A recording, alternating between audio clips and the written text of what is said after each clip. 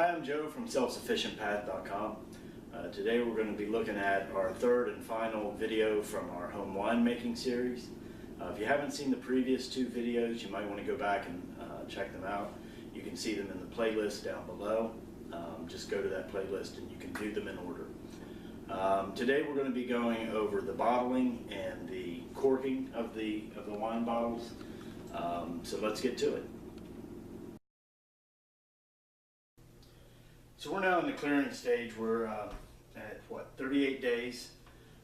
We've been clearing it for about 2 weeks.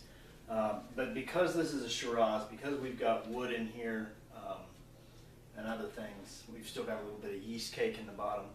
The instructions just say to leave it in clearing for about another 7 days. What I'm actually going to do is I'm going to rack this into a new sanitized carboy and continue the clearing process from there. So I'm going to get it off the wood, off the yeast cake, and finish clearing in a new carboy. So that's what I'm going to do now.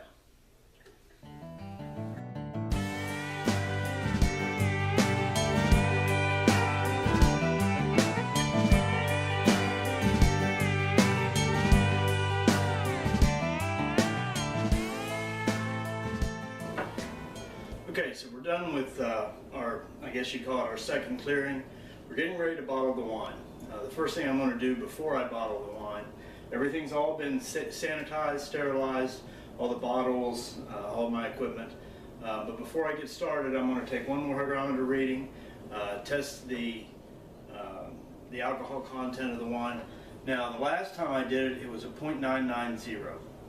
And it should be the same now, or very, very close to it. All the fermentation should have been stopped by the Camden tablets. So we're going to test it and we're going to see where we are. Take the airlock off.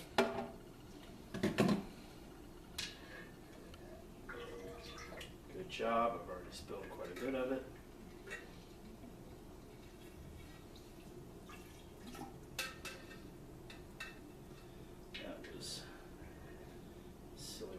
About it.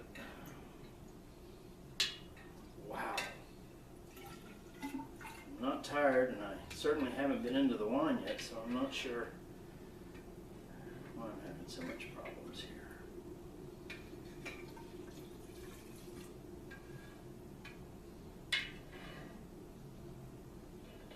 I have to get that cleaned up shortly, or this is SSP will have something to say about it.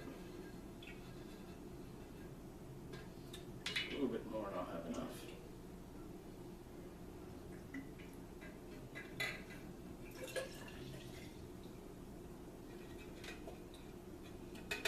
Alright, so there's that. I'm going to take a break from the camera and clean up this mess before I go any further. Okay, so that's good enough to get us started. Let's see what we've got here. First, let's make sure we don't overflow this as well. No, we're not. Okay. Let it settle for a moment. Good night, it's a lot of alcohol. Okay, so it's one tick below the blue.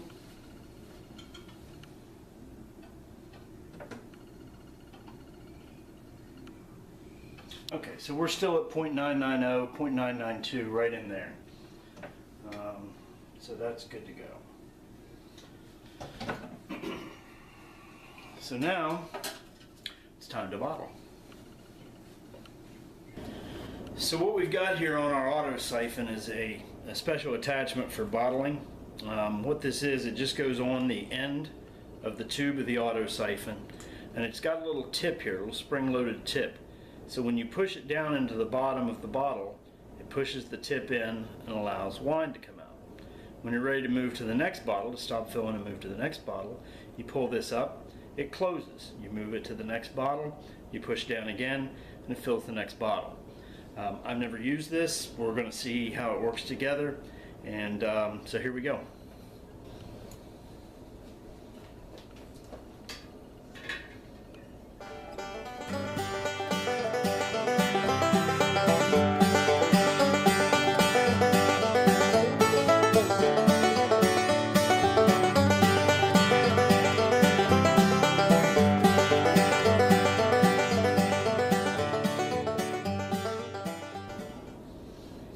so there's one bottle filled.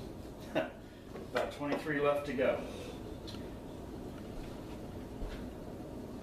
Now we should be able to put this down where I intended to have it and get a good siphon going. Yeah, that's much better. All right, so I'm going to fill these up and we'll come back for the corking. Okay, we're all bottled up. We're getting ready to cork. I'm using a hand corker. I've got the bottle down here on the floor because it does require quite a bit of pressure, and quite frankly, if it breaks, I'd rather have it break down here than up on the counters. You know, I'm relying on the strength of these bottles and the manufacturer's recommendations, but I've already bottled one as a test and it went just fine. All you really do is put a cork in this little slot here to get it started. Put the corker on the neck of the bottle. Slide those two arms in so that they're making contact with the neck of the bottle. And then slowly but surely push this cork down in. And like I said, it does take a considerable amount of pressure.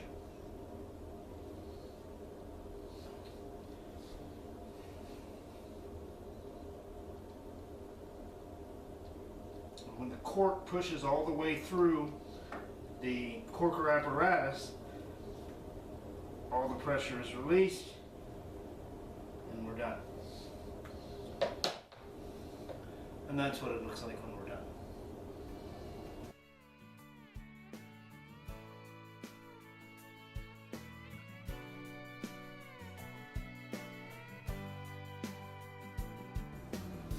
So that's it. We've now got 24 bottles of homemade Shiraz. We're not big wine drinkers, so it's probably going to take us a while to get through all this. But I think we're making them more for gifts, you know, for parties and that sort of thing. So this is what we finally came up with. I'm pleased with it. You know, it needs to rest for a bit before we can see the final flavor of the wine. But to this point, it seems like it came out really well. So again, if you want to go back and check out the playlist, there's a link down below. You can use that.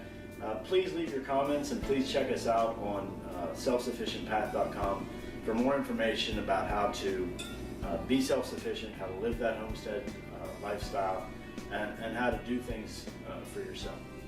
So thank you again. I appreciate the view, and if you have any comments or give us a thumbs up down below. Thanks again.